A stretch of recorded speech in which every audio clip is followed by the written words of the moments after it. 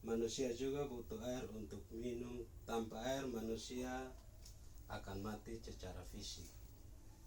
Kalau kita tidak minum air mungkin 2-3 hari, pasti kita akan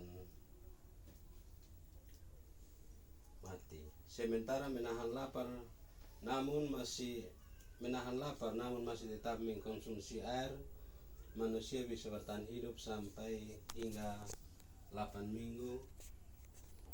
Betapa pentingnya air bagi kehidupan manusia. Tuhan Yesus menggunakan aliran air untuk menggambarkan tentang Roh Kudus. Sama seperti manusia butuh air untuk kehidupan jasmani, manusia juga membutuhkan Roh Kudus untuk kehidupan rohaninya. Pada malam hari ini, Tuhan Yesus menjanjikan Roh Kudus dengan cara yang berbeda. Seperti di Yohanes 7 ayat 37, barang siapa haus, baiklah ia datang kepadaku dan minum.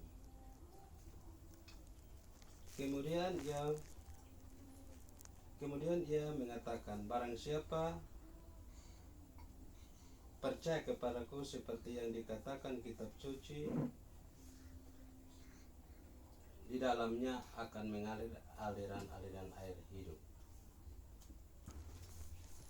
Bapak-bapak yang terkasih dalam Tuhan, Penginjil Yohanes menerangkan bahwa yang dimaksudnya adalah Roh Kudus yang diterima oleh mereka yang percaya kepadanya, sebab Roh itu belum datang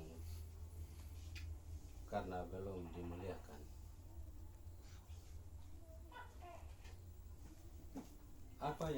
Apa yang dijanjikan oleh Tuhan Yesus digenapi pada hari Pentakosta setelah Tuhan Yesus mati, bangkit dan naik ke surga, yaitu pada hari Pentakosta.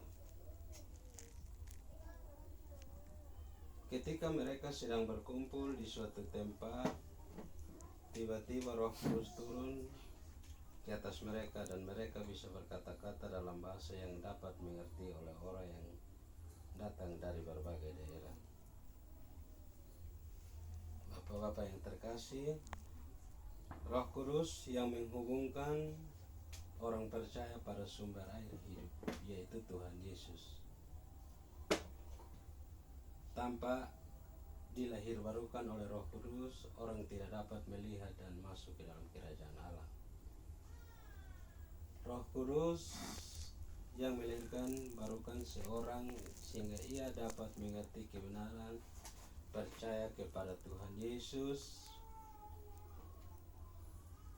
bertobat dan perbarui hidupnya.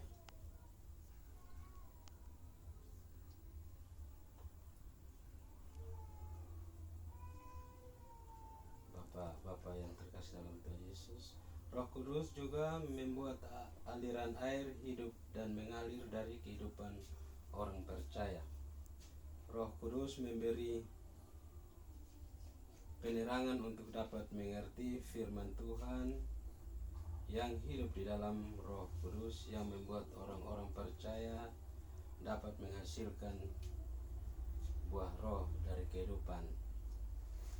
Contoh yaitu kasih, sukacita, damai sejahtera, kesabaran, kemurahan, kebaikan, kesetiaan, kelemah lembutan, penguasaan diri.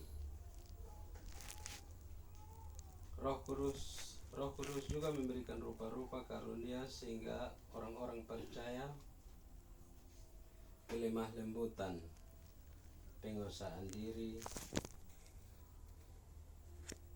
pula memberikan rupa-rupa karunia sehingga orang-orang percaya dapat melayani sesuai dengan karunia masing-masing.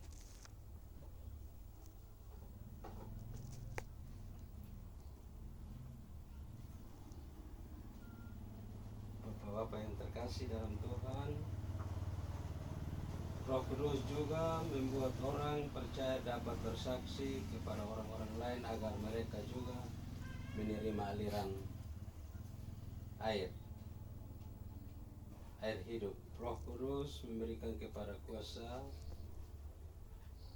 kepada murid-murid Kristus bersaksi baginya. Ia pula bekerja di hati orang-orang yang mendengarkan kabar baik, sehingga mereka dapat percaya kehidupan Yesus sumber air hidup dan menerima aliran air hidup.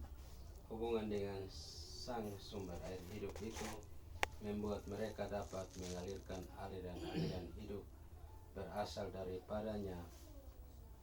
Roh Kudus memiliki peranan penting yang membuat orang-orang percaya dapat bersaksi kepada orang-orang agar mereka juga menerima aliran air hidup. Mungkin dari saya cukup sampai sini. Bapak ada yang mau menambah?